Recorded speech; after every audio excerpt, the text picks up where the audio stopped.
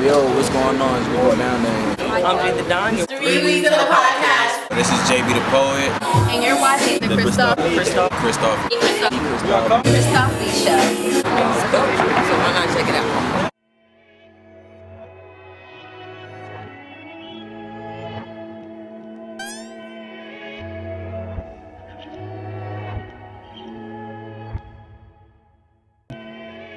What up, guys? It's your boy D Christoph Lee, and today we have an artist that's not from RVA, but he's around RVA. So how are you today? And what's your name? I'm good, man. It's your boy Feel Out of God, Feel Out 540 from Instagram. You know, if you don't know, you'll find out soon.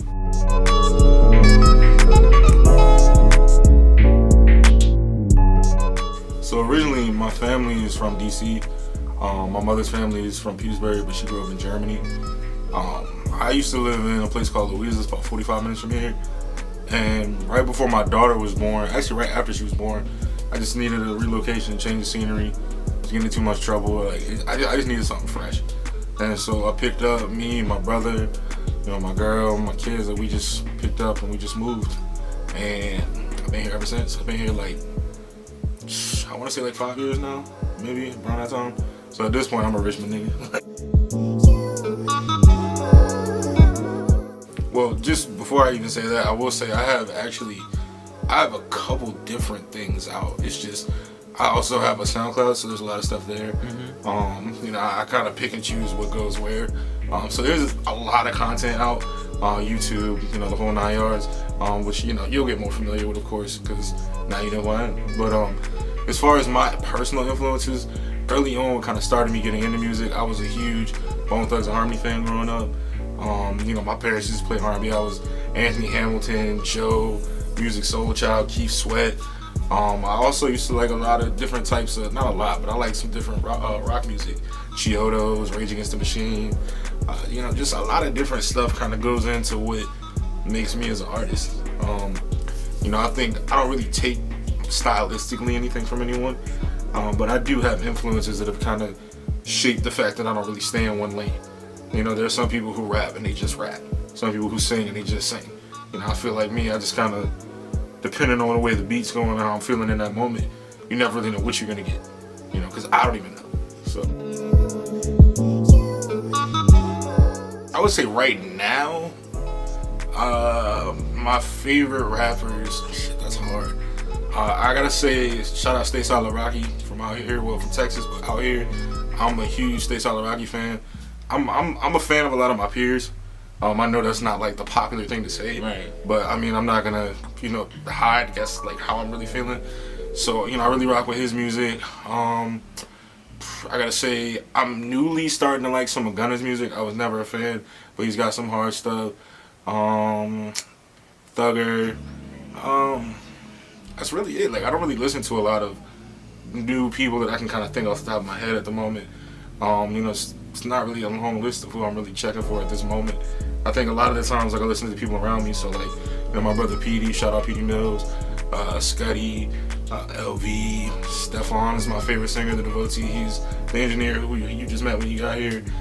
So I take a lot of inspiration from the people around me. You're only as good as the people you surround yourself with. So for me, if I'm not listening to the few artists I decide to listen to, I'm usually listening to my people. My guy Asmo, even my cameraman James, shout out Samaj. It's a lot of good music going on around my camp. So, I got a lot of people that I can just kind of vibe with. Well, originally I was really into sports. I think just like most of us growing up, football was my thing. I thought I was gonna go to college, go to the pros, the whole 9 yards, and I ended up messing up my knee real bad. And I don't know, I just kind of fell into music. I was in school, I was about 17, and it was just kind of the popular things kind of to do at the moment. And then as I got older, it really turned into something. I would say probably in the last 4 years or so, it really has turned into people actually are taking notice to what I'm doing. And for me, the music that I make, I use my music as a diary. I know it's cliche to say it, but my music saved my life. And when people message me, I get messages all the time. People are like, your music saved my life. I was gonna do this, I was gonna do that, but you really helped me stay here. For me, it's that's wild as hell, because I didn't write it for you. Like, I wrote it to save myself. So the fact that I can save you is just like a amazing byproduct of what I'm actually trying to do. Because I try to approach every song, you know, it sounds crazy to say, but I try to approach every song as kind of like a suicide note. And I don't mean that in the sense of like I'm suicidal and like that, but I mean that in the sense of like if something happened to me tomorrow and, you know, my daughter or like, you know, people who love me needed to play something or hear something to know who I was, you know, my grandkids 20, 30 years down the road, whatever the case may be, you know, I want them to be able to turn on my music and be like, wow, like, I feel like I know him, you know. So you want to leave a legacy, basically. Absolutely. Absolutely. That's great. I love that. That's dope. That's dope. I mean, not just in the future, like, that's some things that I've already, you know, started to do. You know, me and one of my guys, Scuddy, who I mentioned earlier, we actually held a seminar not too long after, you know, the George Floyd situation happened downtown, and we had a microphone and speakers, and people pulled up, and there was a lot of people out there just expressing how they felt in that moment about what's going on. Black people, white people, Hispanic, everyone was welcome. It was a peaceful thing. You know, aside from that, I've been able to use my platform to kind of push for people to vote, just to kind of push for an open dialogue where people don't feel judged, where people, you know, don't feel like they can't speak their minds. You know, it's a very unpopular opinion to say, okay, I want to hear the Trump supporters' thoughts just like I want to hear the fellow black man's thoughts. That's a very unpopular opinion because unfortunately, you know, the hate has grown so deep that we've received that now it's at a boiling point. It's like, you know, we don't want to hear anything. It's, you know, this is what needs to happen and this is what needs to be done. And for me, I feel like, you know, until you can hear both sides and understand both sides, then we can't really have real change. You know, I feel like we gotta be the bigger people, unfortunately. Even though we've been done wrong more than anybody, we gotta be bigger and take that next step to try to understand the enemy before we can change the enemy. So, you know, I feel like I've just been able to use my platform just to kind of just give that open dialogue and just give people a real change of view. You know, just as somebody who's not just gonna say the right thing or the popular thing, somebody who's just gonna say how I actually truly feel. So I don't really have a preference. You know, my playlist is crazy. Like, I don't have a preference. There isn't. You know, I'm not one of those people that's gonna stand here and throw dirt on, you know, the Lil Pumps and the Lil Uzis of the world. That's not who I am. You know, I feel like in every era of music has just been about expression. So however you feel like you're expressing yourself is right. There is no wrong answer. So I don't really have a preference. I think it's just whatever I'm feeling in that moment. Like, you might hear me playing some Uzi, you might hear me bumping some Blueface, but then you might hear me listening to Charlene by Anthony Hamilton. You might hear me listening to East 1999 by Bone Thugs. Like, you might hear me listening to Mamacita by Tiger Link. You know, you never really know like what you're gonna get, at least from me. I don't have a specific preference. It's just about music, whatever makes me feel. Overall, I would have to say Drake. I mean, I don't really think, you know, any artist can personally say like they wouldn't want a Drake feature. I think that'd be number one. I think aside from Drake, T.I.'s son Damani, he's one of my favorite artists also. I'd love to work with him. Like I said earlier, I listen to Stay Solid Rocky. It'd be cool to work with him. You know, I'm really open to working with a lot of people. I think it just, for me, like, I have to be able to vibe with people before I can work with them. Right.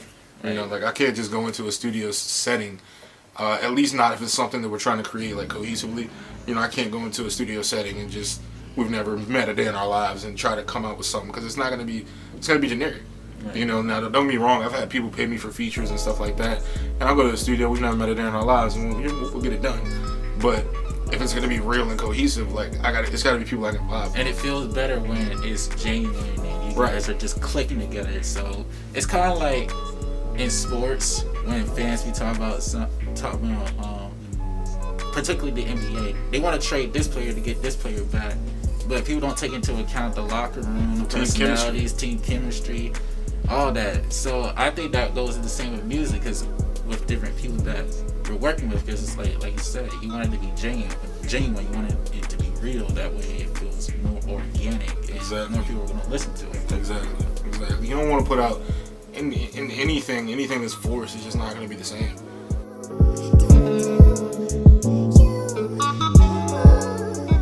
honestly, I started working on this EP twice. Because the first go around, I basically decided that this was the last year that I was going to put every single dollar I had into music. You know, I think being a young father and stuff like that, you know, it can be a little selfish almost, because I'm making sacrifices that don't just affect me anymore, to try to make something happen for a bigger gain. So I said, probably, I want to say about 6 months ago, I said, you know, this will be the last year I put every dollar in. So it's either go big or go home. And I mean, I've spent more, I've taken bigger losses than some people have even spent in their career. So, you know, you get tired of that after a while. Please listen to this man's music. That way it pays off in the end, please. So, you know, at first it was just me putting a project together so I had something to push. And just like we were just talking about, you know, when you collab with people and it's not organic and not real, that's how that project, that's how it sounded at first. It didn't sound real, it didn't sound organic, it just sounded like I just went in the studio, put a bunch of songs together because I wanted to get something done so I had something to push. Excuse me. And then I went through a really messed up situation not that long ago. You know, I won't go too far into details, but, you know, I'm a very, very loyal person. I think anybody around me will tell you that. You know, if I love you, I'm willing to die behind you. That's just kind of how I carry it. And, you know, someone that we all kind of held close in the moment switched up. You know, it is what it is. But it really messed me up for a while. Because when you genuinely care about people, you know, you actually care when stuff like that happens. So when that happened, I just kind of went into this, you know, depression. Because I deal with depression, anxiety, I have mental health, you know, issues. And I talk about that in my music. That's a big focal point for me. And I just one day was just like, I'm just gonna start over, just start from scratch. So I took all those songs, scrapped them, and I just started from the beginning. And, you know, the first one I did was Helen Back that I was playing for you earlier. And it was like I just had like word vomit. Like once I started, I couldn't stop. So then I knew like I was coming from a real place. I was coming from a different place. So this project was, I think, the epitome of what I try to strive for as an artist. You know, I think it really came from that place of me venting and like giving my all on the beat and putting my all into the songwriting process and just putting my all the way through it, because I'm really giving my feelings. Like I'm really writing from a pen filled with my own blood. Like, you know, like it's really me. You know, it's not just bars. It's not just a hook. It's not just making a song to make a song. Like it's really what I'm going through. You know, so that's where the project essentially came from. It didn't start that way, but that's where it ended up, and I'm very, very proud of it. I got you. And how many songs are on this EP? On this EP, there's 5 songs. We have Helen Back is already out. That's technically the lead single, and then we have Miss Calls, the remastered version. Miss Calls actually was on my last project, 2605, but then I went and got the whole thing remastered. You know, went back to the big studio and got everything done right. So the remastered version is actually on this new project. And Miss Calls is the lead video. That video just hit over 100,000 views. So, you know, everything is kind of moving along. But yeah, we got those 2 are the ones that are out. We got Fallen. That's a record that I really like, produced by Cito on the beat. Shout out to him. He produced Helen Back also. Miss Calls was produced by TB Digital. Shout out to TB. He's a very, very close personal friend of ours. Does a lot of work for us. Has helped a lot. So shout out TB. We got Stand Alone, which in my opinion is going to be the biggest song off this project. I think that's the one. Produced by my homie KFK. He produced one of Stay Solid Rocky songs, so he's a Billboard producer now. So shout out to KFK. And then I got the outro. I can't remember who produced that, but it's like an acoustic beat, which you'll hear off camera. But yeah, it's 5 songs, man, and it's, you know, it's an experience, and there's gonna be an entire experience around it, which I won't go, you know, too far into those details. You know, those will come about in the coming months. But yeah, man, this project means about as much to me as any project ever has. Please check out his music. You're on Spotify, SoundCloud, Apple Music. Anywhere you can find music, Spotify, SoundCloud, Apple Music, Tidal, Deezer, YouTube. Just search Feel Out of God, FE_LIE, space God.